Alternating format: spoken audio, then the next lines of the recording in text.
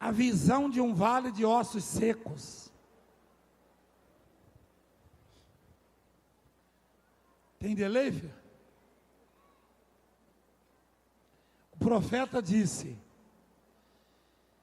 veio sobre mim a mão do Senhor. Presta atenção. Veio sobre mim a mão do Senhor. Ele me levou pelo Espírito do Senhor e me deixou no meio de um vale que estava cheio de ossos. Ezequiel era um homem. Quem já ouviu falar de Ezequiel? Quem que sabe que ele era um homem? Levanta a mão. Ele era de carne e osso, igualzinho a você e eu. E ele estava no pior momento da vida dele, do ministério dele. O povo dele estava humilhado, cativo. O povo dele, as ovelhinhas dele foram levadas cativas. Eram escravos. E muitos estavam doentes assim, com problemas crônicos, irreversíveis. Olha lá. Você sabe que palavra é essa? Escárnio. A mãe do menino que era mudo ouviu na vizinhança lá em Timbaúba. Se ele for lá e voltar mudo, é porque ele não é pastor, coisa nenhuma. Isso é o que? Escárnio? É. Zombaria. Isso aí continua. Ezequiel era um profeta humilhado. Ezequiel era um profeta humilhado, envergonhado. E ele começou a orar. E quando ele orava, a mão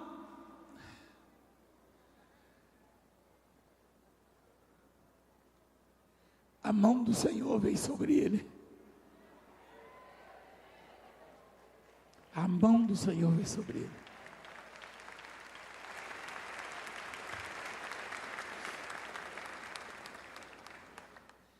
Um dia eu estava no meio do mar, no Oceano Índico. Fui pescar, sabotaram meu barco, lá no Oceano Índico, entre Moçambique e África do Sul. Quem conhece essa história? Quem chegou a ver na televisão que eu tinha morrido na época? Levanta a mão. Mas você viu isso aí esses dias também, não viu? Quem viu uma notícia um dia desse que o Valdemir e a Raquel tinham morrido e sobrou a Juliana e Franceléa no hospital? Quem viu? Fofoqueiro, rapaz, povo. Morreu, sobrou para nós, filho. Só a mãe e a Juliana conseguiram uma vaguinha lá no sul, entendeu? E nós. Pai, que povo fofoqueiro, você viu isso aí? Agora, o que deu notícia da minha morte na África foi o âncora da Rede Globo, não é verdade? Mas aí não foi fofoca, porque a agência lá da África passou para o Brasil, que eu tinha morrido no Oceano Índico. Por quê? Porque eles imaginaram assim, ele não vai sair mesmo, porque lá é um ninho de tubarões, tigres e brancos. Lá eles criam lá, procriam.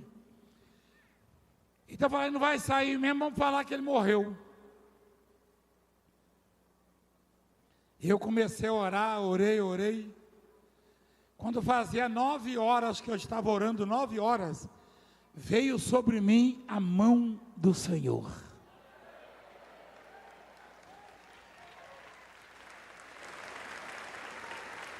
Estou falando de mim.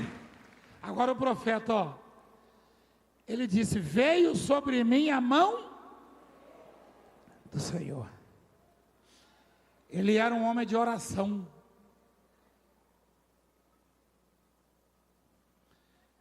Você passou uma situação terrível um dia desses. E eu não estava lá. Mas a mão do Senhor estava lá. Você vai sair daqui, você vai para algum lugar que eu não conheço, ou você que está aí do outro lado, eu só posso estar aí na imagem agora, mas eu não estou aí para te socorrer. Mas a mão do Senhor, ela cobre toda a terra.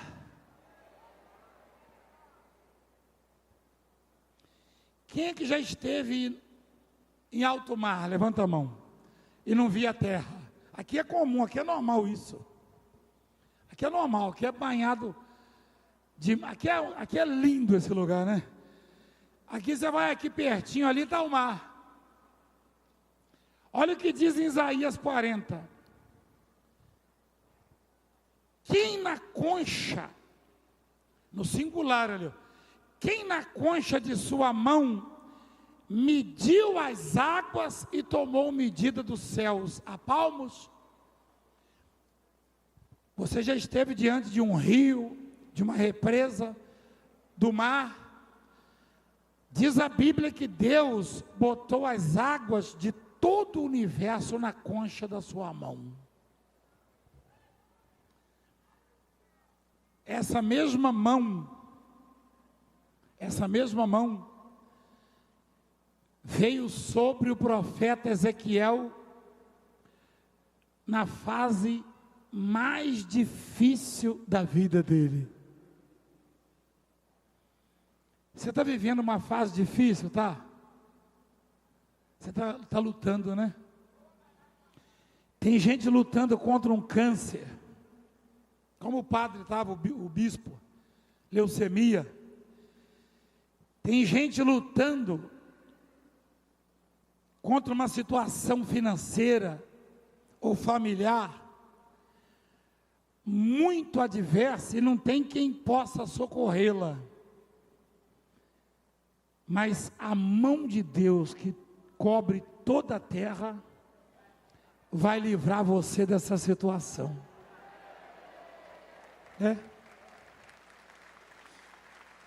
Eu tenho lutado com todas as minhas forças, com toda a minha fé, e o que me mantém de pé é exatamente a mão do Senhor. Quando eu profetizo, eu não faço com base na minha capacidade, não, eu não tenho. Eu faço confiando nessa mão que está onde eu estou, que está onde eu oro. A mão de Deus está onde tem alguém orando, sabia?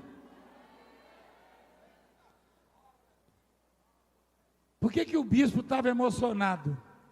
É normal isso, um líder da igreja católica testemunhar ao vivo assim na igreja evangélica? Você já viu isso em algum lugar? A mão do Senhor, a mão de Deus.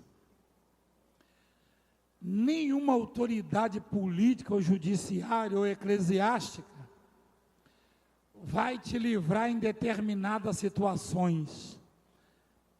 Tem coisas que não nos são possíveis, a não ser que a mão de Deus interfira. A mão do Senhor, ela é mais forte que qualquer adversidade. Ela é mais poderosa que qualquer poderoso da terra. Satanás foi precipitado, quando era o Lúcifer, pela mão do Senhor. Houve batalha no céu.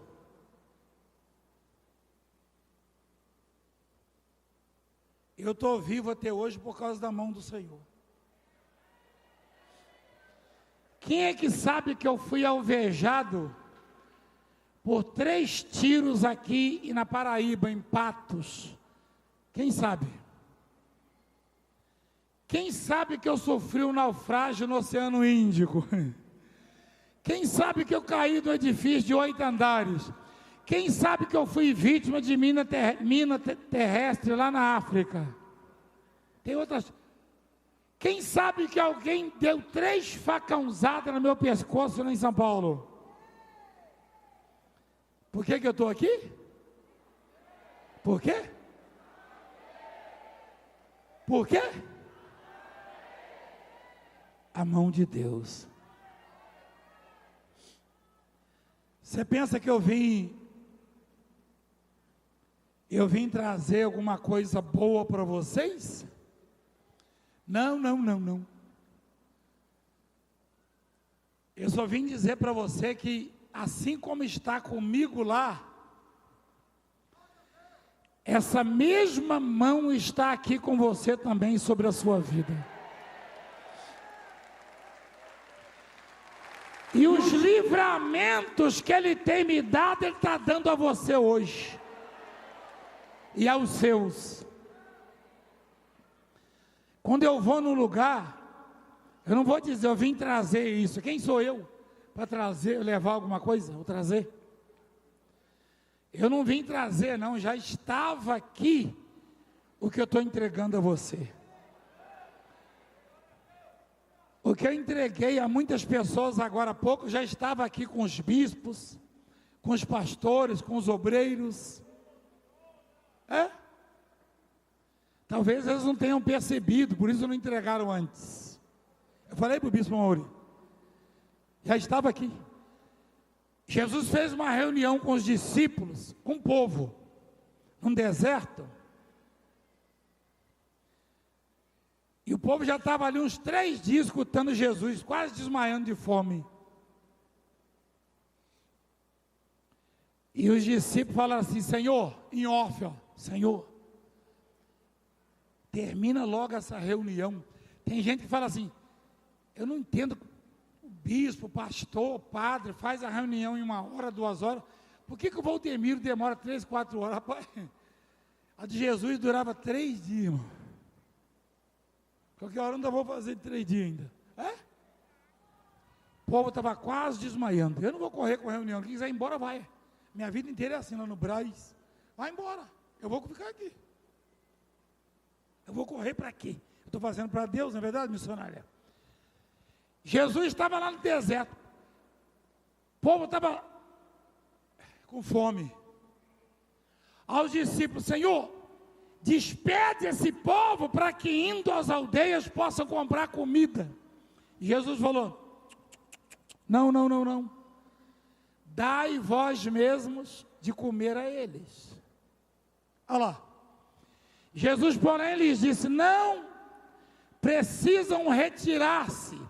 Ou seja, não dê palpite na reunião, não vou terminar a reunião, vou dar uma pausa só. Vocês servem uma comidinha para eles aí. Aqui vai ser assim hoje. Mas é assim não, né? Olha que legal, rapaz. Tem gente que gosta de falar, termina logo, termina. Não chega perto de mim, não. Não termina, não. Jesus falou, não. Dai vós mesmos de comer a eles. Olha lá. E os discípulos, olhando para si, concluíram que não tinham que entregar ao povo.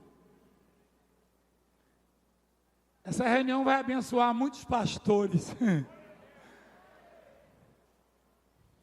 É que às vezes o sujeito não tem a visão para enxergar o que está de posse dele, ou que passa a estar quando ele recebe a unção de Deus. Eu falei para o bispo Maurinho off assim, falei, bispo, ao vivo, quantos pregadores, quando a mãe falou, meu filho é mudo há 5 anos, quantos pregadores teria coragem de tocar na garganta e falar, fala mudo, Só quem tem consciência de que os 5 pãezinhos estão no bornar.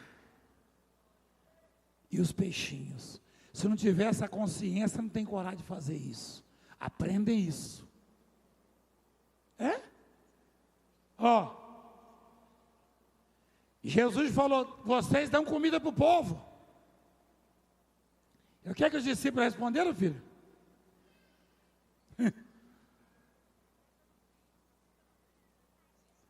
Não temos aqui senão 5 pães e 2 peixes. Só que não era deles, não.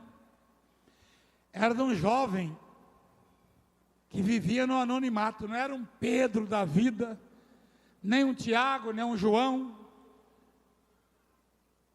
Era um jovenzinho que levou num bornazinho, numa mochila.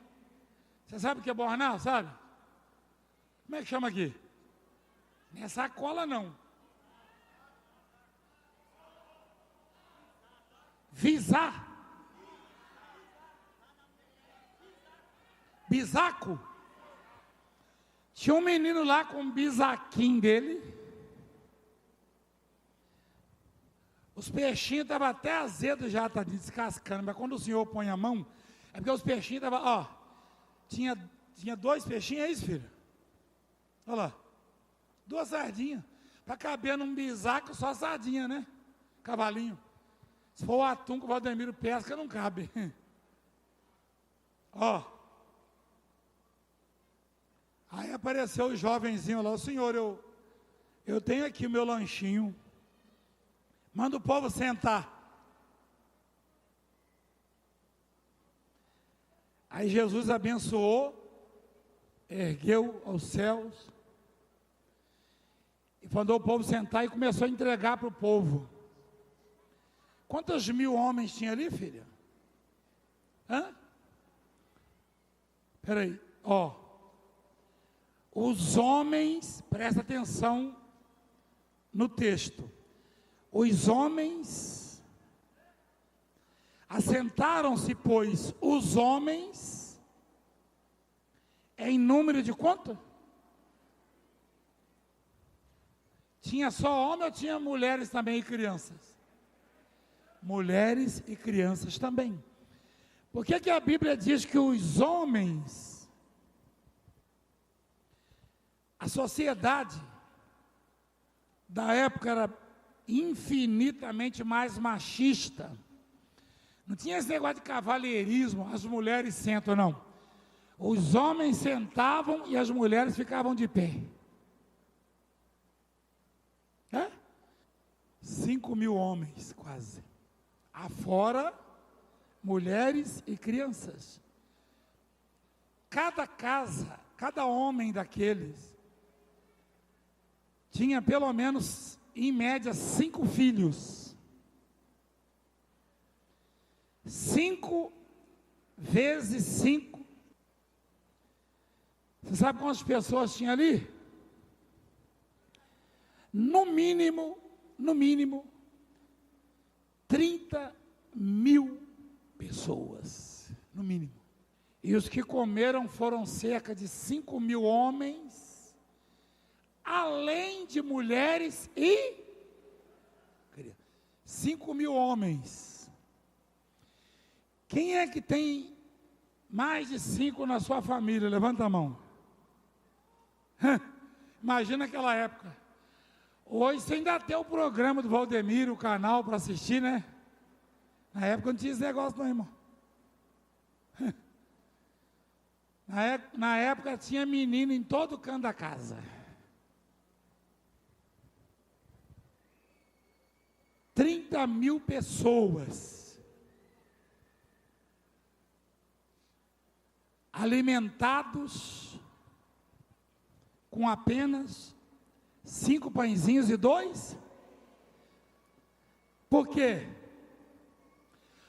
Um que vivia no anonimato levava consigo os recursos que aparentemente não eram suficientes, e não era mesmo.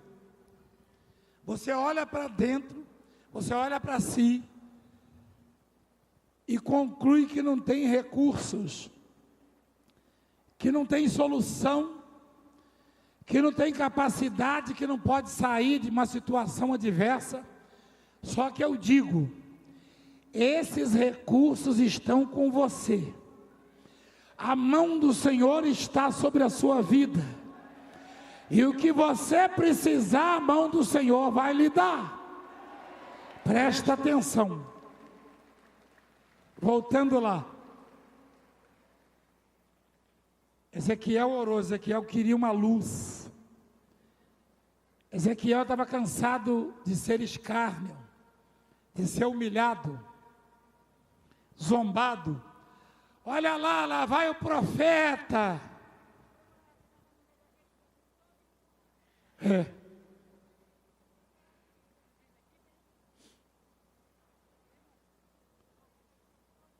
Lá vai o profeta, zombando dele. Aquele homem que profetiza na vida do povo, olha a situação dele.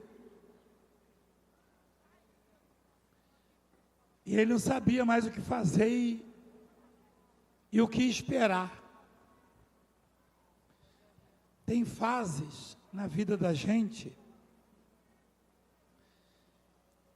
que os nossos pensamentos e sentimentos não conseguem nos transportar para um lugar seguro, um lugar mais alto. A gente só pensa, vou perder a causa, não tem remédio para isso, não tem saída para aquilo, não consigo pagar minhas dívidas, meu filho não sai das drogas, minha filha não sai do crime, e assim vai. Não tem um horizonte, sabe? A gente não consegue ver o horizonte. E o profeta estava desse jeito. Então, eu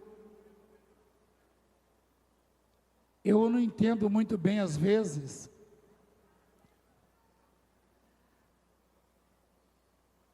a multiforme graça de Deus. Acho que o mundo inteiro não compreende. Tem coisas que Deus faz conosco quando estamos aflitos, quando estamos desesperados, esperando uma luz. Parece que o ambiente fica mais escuro e que a aflição aumenta mais ainda, e que as notícias são mais terríveis ainda chegando para nós. E o deserto fica maior. Ezequiel orou pedindo luz, pedindo solução, pedindo saída. De repente ele se vê num vale. Este vale parecia um cemitério de animais, mas era de homens. Estava cheio de ossos secos, sequíssimos. O último estado do ser humano. Quando alguém está doente, há uma correria, uma luta, busca por solução, por resposta. Quando morre, só resta sepultar e enterrar. Só que depois que enterra, aí vem os vermes e as bactérias da terra, comem a carne, comem os nervos, os tendões, e restam o quê? Os ossos, que depois de muitos anos serão comidos também. Então os ossos era o estado do povo de Israel, do povo hebreu, que humanamente falando, que para a ciência, você acha que a ciência algum dia vai chegar a um ponto de fazer ossos reviverem? Nunca, nunca. Porque a complexidade do corpo humano, o corpo humano é complexo. Os médicos mais renomados do planeta não conseguem entender bem o corpo humano, ainda. Tanto é que eles morrem. Os médicos morrem também? Então, já não havia nem uma célula viva,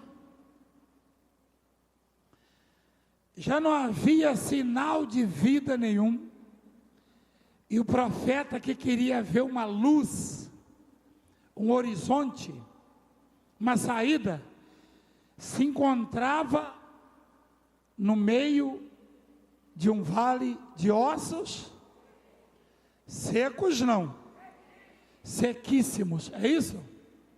Mais do que secos.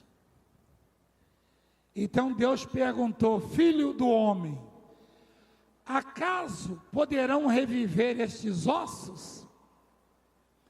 Deus perguntou para quem? Para o profeta. O profeta Ezequiel era menor ou maior que nós? Vocês estão em dúvida? Muito maior. Deixa eu perguntar para vocês. Povo de Deus, Deus pode resolver os seus problemas? Aí, olha a sua resposta. Olha a sua resposta, sim. Ezequiel respondeu que sim? Não. Porque o estado dele era realmente irreversível.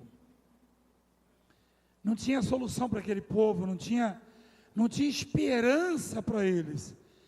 Nem mesmo um profeta que era muito maior que eu e você juntos, conseguiu responder de forma positiva. Olha a resposta dele para Deus. Respondi: Senhor Deus, Tu o sabes. O Senhor é que sabe. Vocês não responderam que era eu que sabia. Vocês responderam logo: pode Deus resolver a sua vida? Sim. Porque o seu estado, por mais difícil que seja ou que pareça, não se compara ao que Ezequiel esperava de Deus. Às vezes nós esperamos que Deus nos coloque num oásis, numa sombra com água fresca, com auxílio e soluções por todos os lados, e Deus nos coloca no meio de um deserto, ou no meio de um vale de ossos secos. Muitas vezes, em muitas fases da vida, eu pedi: Senhor, me tira desta situação. E Deus me colocou numa situação pelo menos 100 vezes pior do que aquela que eu estava. Falei: Senhor, o Senhor não me ouviu, o Senhor não me entendeu. Não, eu entendi. Mas eu pedi para o Senhor melhorar. Ele falou: calma. Esta é a última parada no deserto. É aquela que o faraó aparece com os soldados. E o povo fala: é o fim, porque na frente tem o mar. Tem uma frase minha por aí rodando, que diz assim: se você parou no deserto, agradeça, porque a próxima parada é a terra prometida.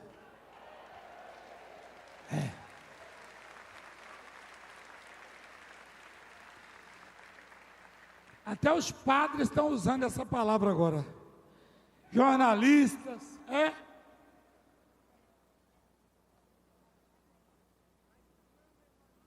Presta atenção. Eu orei e falei, Senhor, eu não aguento mais, me tira dessa. Amanheci e a situação estava muito pior. O que eu fiz? Me matei? Saí correndo igual um louco? Fugi para as cavernas? Não!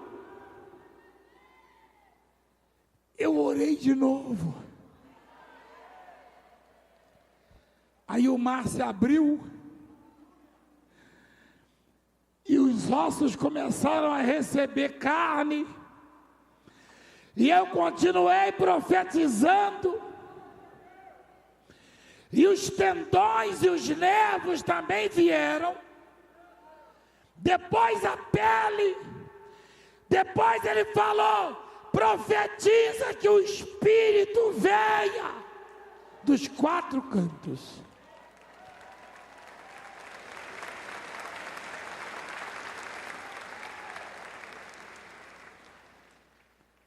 Eu aprendi com Ezequiel. Ezequiel falou: eu não sei se pode não sei se esses ossos podem reviver não. O Senhor sabe. Ele falou: então profetiza. Então profetiza. E ele disse-me: profetiza a esses ossos. Tem hora que o bispo olha para o mudo assim, ou o cego. Não, isso aí não pode. Se eu falar isso na frente da multidão ao vivo, igual lá no Espírito Santo, botaram uma mulher morta na nossa frente, eu e a bispo ajoelhamos. Quem já viu isso? Pensa num aperto que eu passei aquele dia. Mas eu pensei nisso aí, ó. Ezequiel estava certo de que aqueles ossos poderiam reviver, bispo? Não. Não. Mas Deus falou que profetiza. Quando eu vi aquela mulher lá, que era da minha cor, estava branca, sem respirar, eu falei, essa já era, mas ele mandou profetizar, eu falei, ela vai levantar. Tem horas que você olha assim e fala, não adianta eu profetizar, ou seja, não adianta eu orar, não adianta eu ir à igreja, não adianta eu ir à reunião, adianta sim. Sabe por quê? Profetizar é a sua parte. Fazer reviver é a parte de Deus. Aprende isso. Aprende isso.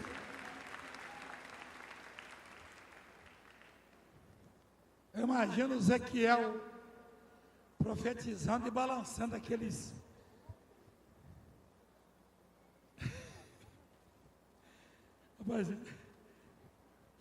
Imagina Ezequiel profetizando e pegando aquele fêmur lá seco.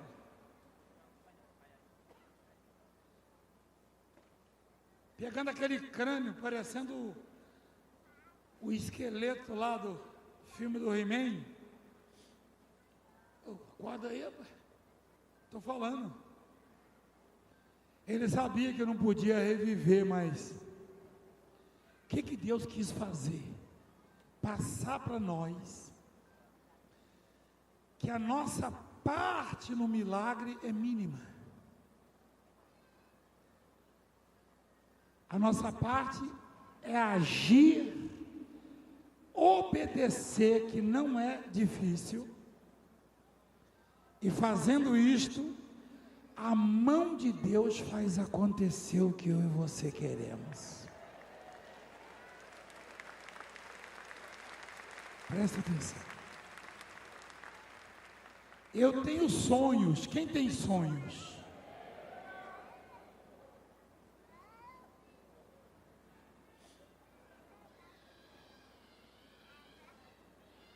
Uma senhora lá em São Paulo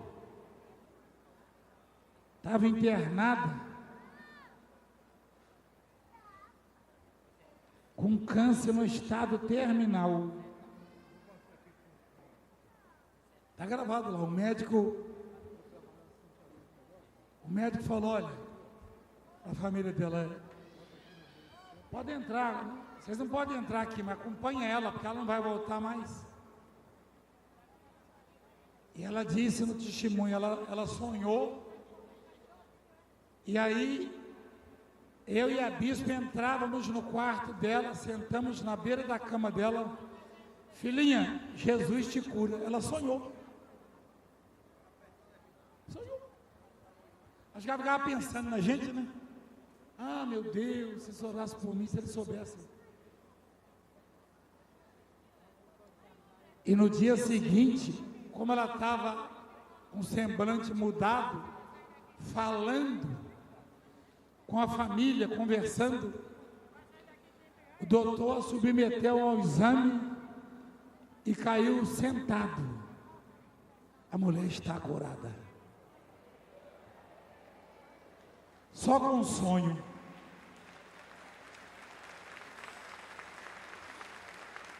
Ela sonhou com quem? Sonhou com um casal comedor de jiló. Quiabo, acho que a bispa não come jiló, não. Quiabo ela come. Macaxeira ela come. Acho que a amargor ela não come. Você come jiló? Ah, então come. Eu nunca vi você comer jiló, não. Frito, tem que ser frito. Sonhou com um casal de pecadores. E o milagre aconteceu. Quem sonha com Deus faz qualquer osso reviver. Se o seu sonho é acompanhado com o sonho de Deus, como Jacó sonhou e viu uma escada, estava no meio do deserto. Ele falou que os anjos subiam e desciam, ele viu a escada e ia até o céu. Esse é o sonho de qualquer eletricista, né? Uma escada que vai até o céu. O Jacó viu, o Jacó era doido ou sonhador? Era sonhador. Ele falou, eu sonhei a escada e até o céu. Isso é coisa de crente, né? Oh, é doido. A escada até o céu. Jacó estava sozinho no deserto, na miséria, com fome.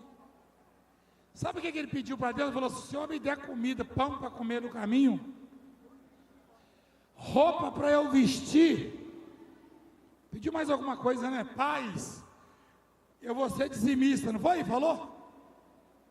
Olha lá. Ele falou de dízimo aí, filho? Certamente eu te darei o dízimo, ó. Só queria roupa e coisa. Agora põe lá na frente, a Bíblia diz assim, e o homem se tornou riquíssimo, ou mais e mais rico. Olha lá.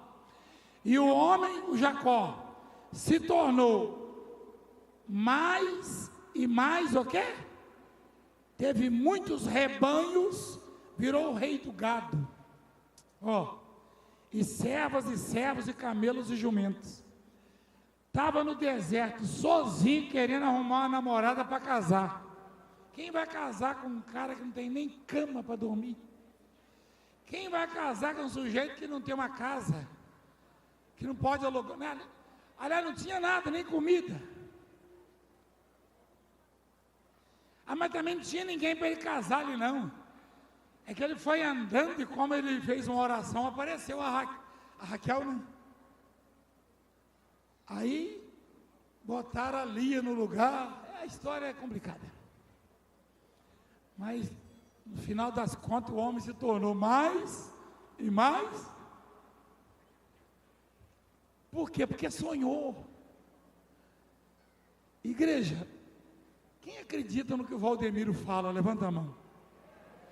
Então escuta o que eu vou te falar. Aí, ó, tem testemunha aí, sonhou comigo, foi liberto. Peraí, fica quieto, rapaz. Para voltar para São Paulo, tá? Fica quieto. Ó, Deixa eu dizer uma coisa para você.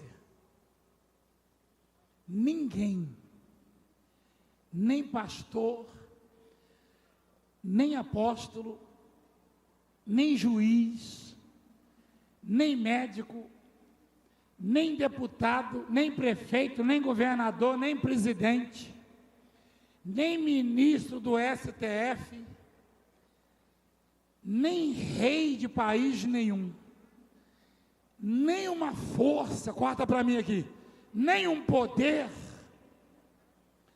pode impedir você de sonhar e de realizar os seus sonhos. Não diga o bispo fulano, o pastor cicrano, o padre, não. O deputado, o prefeito, o governador, o presidente, esquece. Os sonhos de Deus não podem ser frustrados na nossa vida. Ninguém pode. Ninguém.